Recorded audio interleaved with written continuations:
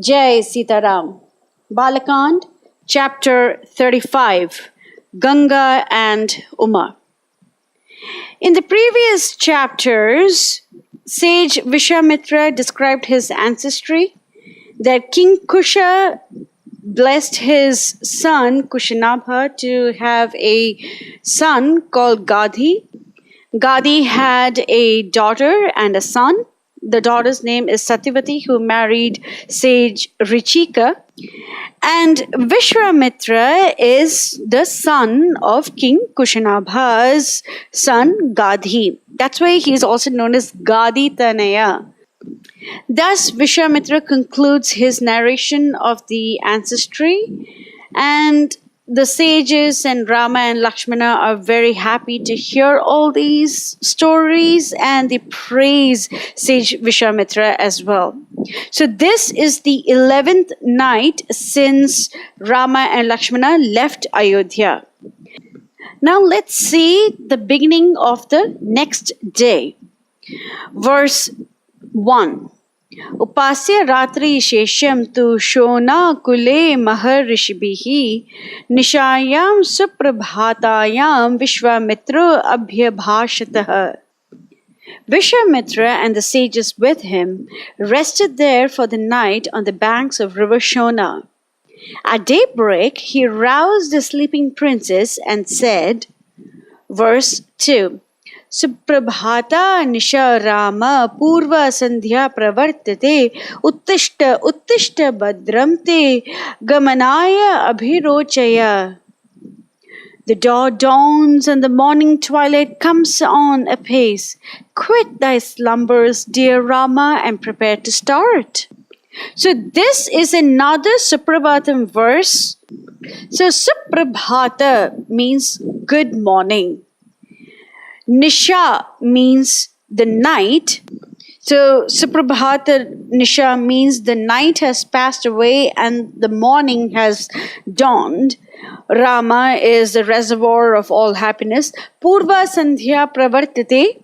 This is from the same verse that is spoken in the first Suprabhata verse. Kaushalya supraja Rama pūrvā saṃdhyā pravartate uttiṣṭha narashārdula kartavim devamahnikam. So the Rama, pūrvā saṃdhyā pravartate and uttiṣṭha are common between the first Suprabhata verse and this Suprabhata verse. So we are not going to detail the pūrvā saṃdhyā pravartate over here because we have already studied that in great detail in chapter 23 of Balakand. And over here he repeats, uttiṣṭha, uttiṣṭha, awake, arise, get up. So he says this term twice, uttiṣṭha, uttiṣṭha.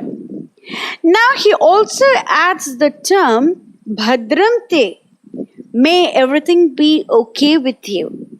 You be safe. Let goodness come to you. Then he says gamanāya, abhirocaya. Gamanāya means travel, to walk. Abhirocaya means be inspired to do that and prepare to start, basically. Now, one difference between the first Suprabhata verse and this one is that in the first verse, sage Visvamitra says, Kartavyam devamahnikam. You have to fulfill your duties. And over here he says, gamanāya abhirocaya. And the first Suprabhata verse, Lord Rama had not yet killed Tataka or Maricha and Subahu or protected the ashrama of sage Visvamitra from the onslaughts of the demons. Over here, Rama is ready to go to Mithila. Therefore, sage Visvamitra wants the Lord to awaken and go towards Mithila because Mother Sita is actually waiting for him over there. So there is a sense of urgency in sage Visvamitra that he wants the Lord to get up and he wants him to proceed towards Mithila because there is a fantastic pastime known as the Sita-Rama-Kalyanam, or the marriage of Sita and Rama is about to take place, and Visvamitra is eager to participate in that pastime of the Lord and Mother Sita. Verse 3. Tat shrutva vachanam tasya kritva pūrvā ahnika kriyah gamanam rocayamasa vakyam cha idam uvachaha. They went through the morning prayers and were about to set out when Rama addressed himself to the sage and said, verse 4. Ayam shonaha shubha jalo gadha pulina mandita katarena patha brahman samtarishyamahe vayam. Master, this Shona runs shallow, her clear crystal waters dotted with small sandy hillocks. Which way shall we cross it? Verse 5. Evam uttiṣṭha Ramena Visvamitro abravit idam esha pantha maya uttiṣṭho yena yanti maharashaya. When Rama spoke to him thus, sage Visvamitra replied, I propose the same route by which these great sages are going. Verse 6. Evam uktva maharishiyo Visvamitrena dhimata pashyantaha te pravartate vaivanani vividhani cha. They crossed to the further bank and proceeded on their journey, feasting their eyes on the beautiful scenery of hill and dale, forest and stream, mountain and valley. Verse 7. Te gatva duram advanam gate ardha divashe tada jahnavim saritam shreshtam dadrashur munisevitam. At noon, they broke their journey, for they had covered a long way since morning on the banks of the sacred Ganga, the delightful resort of saintly ascetics. Verse 8. Tam drishtva punya salilam hamsa sarasa sevitam babhuvur muniyah sarve mudita saharaghava. The sight filled the brothers and the sages with supreme joy, the broad waters forming the home of many a swan and other happy aquatic bird sporting fearlessly. Verses 9 and 10.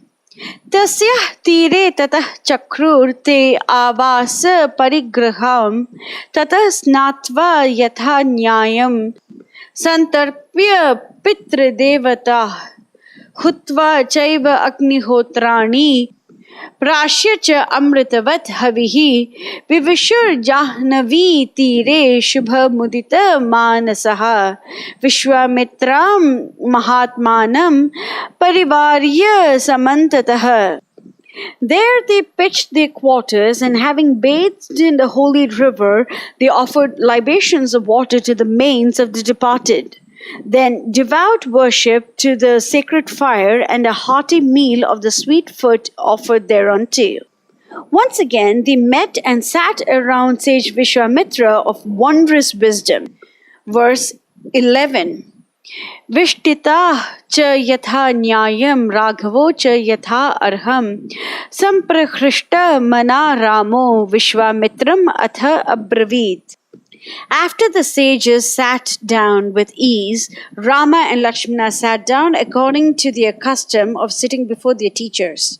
Then Rama took upon himself to draw out the sage and started the conversation. Verse 12. Bhagavan, Shrotam Ichhami Gangam Tripatagam Nadim Trailokyam Katham Akramya Gata Nada Nadipatim. Master mine, great is my desire to know how the Ganga, abiding in the high heavens, came down to this earth and flows through the three worlds, entered the Lord of waters. Verse 13. चोदितो रामवाक्येन विश्वामित्रो महामुनिः वृद्धिं जन्म च गङ्गाया वक्तुम् एव उपचक्रमे. Question thus, Vishwamitra proceeded to recount the origin and history of Ganga. Verse 14. शैलेन्द्रो Himavan Ram धातूनाम् आकरो महान् तस्य कन्या द्वयं राम रूपेण अप्रतिमं भुवि. Himavan, the monarch of mountains and the storehouse of everything rich and valuable, had two daughters of charming beauty. Verse 15.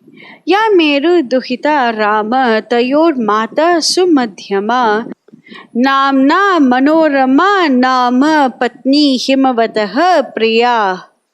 The slender-waisted and graceful daughter of Mount Meru, Manorama, was his dear wife and mother of those two daughters. Verse 16. Tasyam Ganga iyam abhavat jeshta himavataha sutta uma nama dvitiya abhut kanya tasya eva raghava. Ganga was the elder and Uma the younger. Verse 17. Ata jeshtam surah sarve deva karya chikirshaya shailendram varaya masuh gangam tripata gam nadim. The Devas prayed Himavan to grant them the presence of Ganga to accomplish certain ends of theirs. For Ganga is scheduled to become a three-way coursing river. Verse 18.